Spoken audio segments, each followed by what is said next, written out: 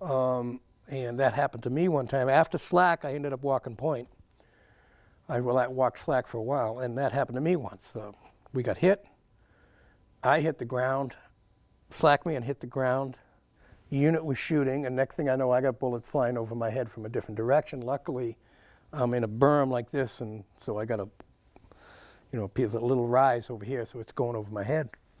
But I couldn't get my butt out of there. Luckily, the guys in the main unit fought off the attack. Because back then, our contact was hit and run, hit and run, hit and run. It was, I don't think all the time I was there we had more than I think the longest sit-down battle we had might have been 20, 30 minutes. Okay? It was hit and run, hit and run. There was no such thing as a set-piece battle, as people would recall from World War II or Korea. No, it wasn't like World War II where they were constantly fighting. I mean, they were on lines against lines. Right. And, and there was really only 2, maybe 3 instances throughout the whole war where that actually happened. That actually happened. Yeah, it was mostly small group contact, hit and run. Small group contact, hit and run. And anyway, so the main unit fought off the attack. Nobody was hit. I was still pinned down, and they came up and got me the heck out of there. But when you were walking point, you got a kind of choice of weapons. You know what I mean? You didn't have to carry that 16. There were all kinds of older weapons around. You could carry a Thompson. There were some Thompsons around you could get your hands on. I got my hands on, and you're telling me you can't find it. And I don't know if it was a custom-made thing in country or what, but I got my hands on a clip-fed, fully automatic shotgun. Sure. 12-gauge shotgun. It was 10-round clips, 3-inch, 12-gauge, full brass, 3-inch shells, 15 double-aught buck in each shell. And it was basically just an alley sweeper. It wasn't a long-range weapon, but it cut through brush. It just cut through. Where the M14 could deflect very easily. You'd hit a decent thick twig and it would deflect a bullet. The shotgun or the Thompson, those are the 2 things you like because they just cut through stuff. The 45 caliber Thompson, the shotgun, they cut through the brush. And so I carried that shotgun for quite a while. It was a heck of a weapon. I was fortunate to test fire a Thompson. Shoots through the tree, shoots through the other tree. Keeps on going. It keeps on going, yeah. It's a potent gun. A 45 caliber is a very, very potent caliber. Unfortunately, when I was there, I was also the smallest guy in the unit. I'm 5'6". At that time, I weighed about 135, 140 pounds. I was a little guy. So guess what happened when they found something that you had to crawl into? Hey, Rick, look, a hole. Yeah, very much so. Here's a 45 and a flashlight. Go have fun. Now, there were dedicated units that did tunnel rat work. Yes. But eventually, everybody came across a tunnel or 2. Yeah, and normally the stuff we investigated weren't really tunnels. They were more like bunkers. Right. We'd come across what we called hooch complexes. Just in a jungle. It wasn't a town or something. It was a VC little staging area. It'd be 1 and 2 little buildings, a little bit of corn stash or rice stash, you know what I mean? And a way station along the way. Yeah, a way station along the way. And usually in those places you would find an underground bunker, or maybe a tunnel between 2 buildings, but it was never a complex, and that's what in our standard practice was. So you'd throw a grenade in it, then go in.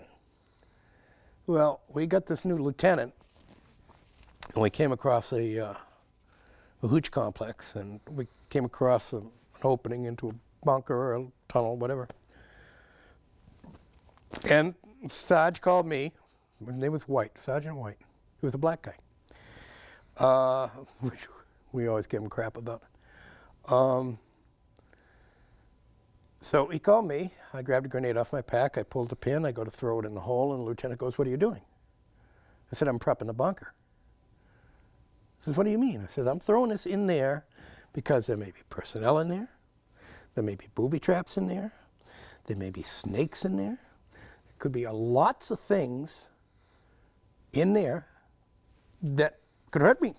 So now instead of doing your job as trained, Yeah. you're going to have a discussion. Yeah.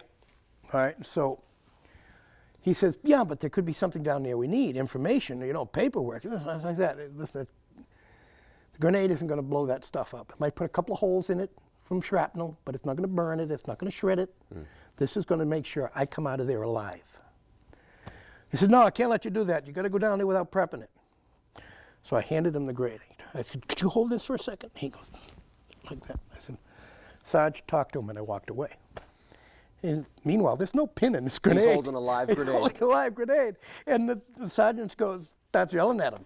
One of my men goes into a hole without prepping it. I don't care what they taught you in OCS. I don't care what they taught you in jungle school. Right. They don't go into a hole without being prepped.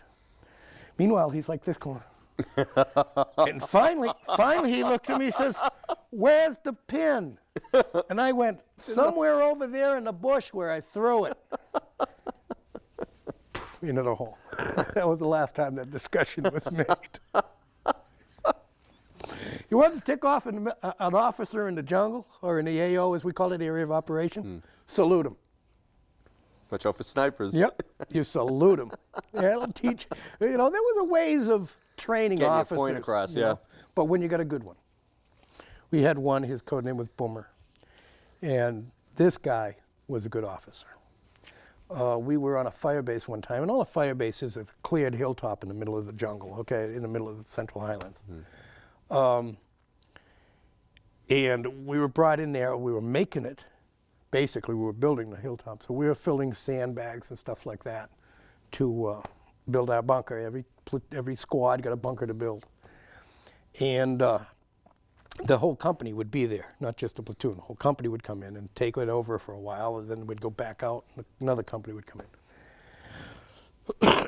So they brought in, by helicopter, they brought in a trailer with water, because we didn't have any water on the hilltop. Then we ran it over there and opened it up. It was salt water. Don't ask me why. Nobody knew why. It was salt water in this trailer. This so many 100-gallon trailer. So now we don't have any water. And we're trying to, we're in the hot sun. It's 90-some-odd degrees out. We're trying to dig bunkers, fill sandbags, move logs. Trying to get somebody on the radio. Yep. And the LT goes, you guys get this bunker built, I'll make sure I get you water. So we finally get the bunker built. We had like half a canteen or something, but next thing you know, he's coming over and he's got this like igloo type cooler, metal igloo type cooler with water in it. I said, LT, where the hell did you get this? I said, don't ask. Just, there's water for you. LT, don't ask. About 20 minutes later, first sergeant of the company comes walking by. Anybody seen a metal cooler? What? Somebody took the captain's metal cooler. Anybody seen a metal cooler?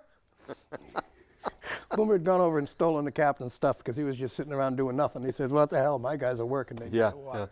So when you get a good officer, it's definitely a good time. You keep an eye on him. But fire bases were pretty strange. When you were in a fire base, it was kind of like a stand down. It was kind of like, all you're doing is standing guard. The fire base consisted of, a hilltop circled by bunkers, wired, barbed wired. On the hilltop were anywhere from 2 to 5 artillery pieces, 105 howitzers.